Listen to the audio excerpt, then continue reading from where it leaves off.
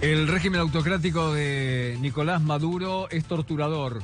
Ha usado la tortura como método sistemático para mantenerse en el poder y para eliminar rivales políticos. Esto lo dice un gravísimo informe que dio a conocer la ONU. Carolina Moroso, buenas tardes. Que tal cual lo describís vos, es importantísimo el avance en este sentido en lo que respecta a la documentación y a la denuncia categórica por parte de la misión independiente de las Naciones Unidas contra el gobierno de Nicolás Maduro, estableciendo que hubo responsabilidades por crímenes de lesa humanidad,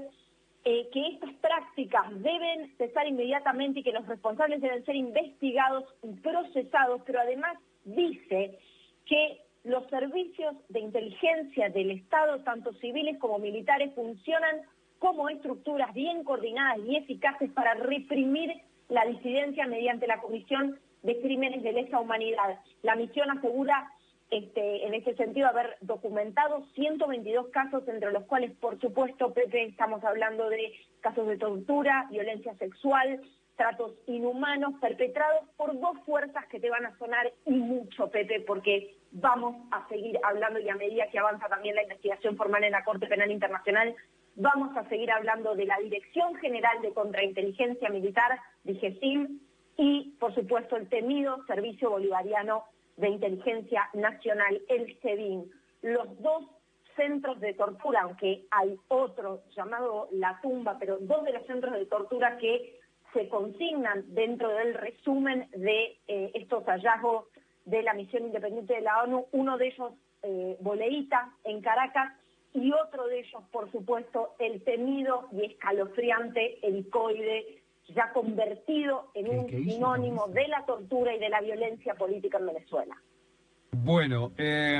hay partes que son escalofriantes. Nicolás Maduro en persona, en ocasiones, era quien ordenaba directamente la ejecución de torturas.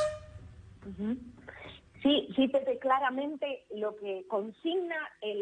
lo que está consignando esto es que aquí hay un plan sistemático. Estas no son, por eso digo que es un paso hacia adelante. Se han documentado violaciones de derechos humanos a lo largo de todos estos años en los distintos informes de la ONU. Bueno, todos recordamos el informe Bachelet o los informes de Bachelet, pero claramente aquí hay un punto de inflexión en determinar que esto forma parte de un plan sistemático, que esto ha sido orquestado desde lo más alto del Estado. Y por supuesto lo sabemos porque incluso quienes seguimos el tema Venezuela, y esto por supuesto Pepe, vos también lo conocés de cerca con testimonios y casos en primera persona, sabemos que se han producido, por ejemplo, señalamientos en un programa de televisión, por ejemplo el de Diosdado Cabello, y luego estas personas son llevadas a centros de detención o sabemos que han pasado situaciones totalmente inhumanas y escalofriantes en centros de detención que son, en definitiva, centros de tortura. Vuelvo a poner la atención sobre otro centro de tortura al que, bueno, conocemos mucho por el testimonio del activista Loren Saleh, La Tumba, pero al que han sido llevados también muchos militares considerados traidores dentro del régimen de Nicolás Maduro, otro lugar absolutamente escalofriante, el infierno mismo en la tierra, imagínate que lleva ese nombre, realmente muy, muy difícil para cualquier país, sobre todo para los países de la región, no expresarse claramente en repudio al régimen de Nicolás Maduro y en un pedido de justicia frente a lo que son hallazgos ya muy contundentes que hablan de un plan sistemático, Pepe. Bueno, lo que impacta,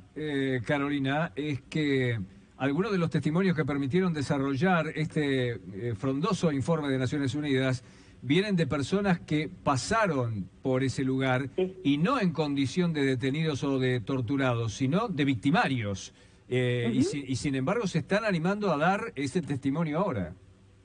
Bueno, sí, Pepe, vos sabés que, por supuesto, estos son testimonios importantes porque claramente además hablan de la orden de mando, de dónde vino y cómo venía la cadena de mando. Mira, me cuesta mucho reproducir algunas de las prácticas porque es realmente terrible, pero sí, para dar dimensión además de el sadismo y lo sistemático, estamos hablando de, por supuesto, violaciones con objetos, amenazas, desnudez forzada, descargas eléctricas, privación de alimentos y del agua, la utilización de un aparato específico para levantar y deformar cuerpos y bajarlos a tanques de agua. Realmente estamos hablando de un sistema de tortura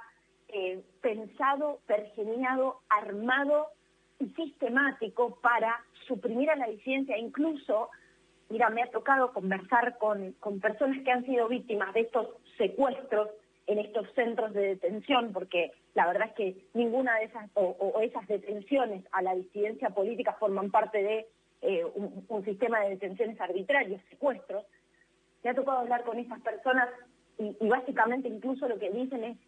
creemos que cuando nos dejan salir para que demos testimonio de eso escalofriante que vimos y seguir perpetuando el miedo en la población, ¿no? Seguir propagando el miedo, porque el nivel de sadismo realmente de algunas de estas prácticas, incluso en el informe se habla de personas que han sido forzadas a permanecer en posiciones de tensión, como incluso una posición como de crucifixión, realmente es todo absolutamente escalofriante, cuesta reproducirlo, pero a veces hay que hacerlo o contar algunas especificidades para que se entienda la dimensión del terror que vive la disidencia y que viven los presos políticos en Venezuela. Caro, contacto permanente contigo. Hasta luego. Muchísimas gracias, Pepe.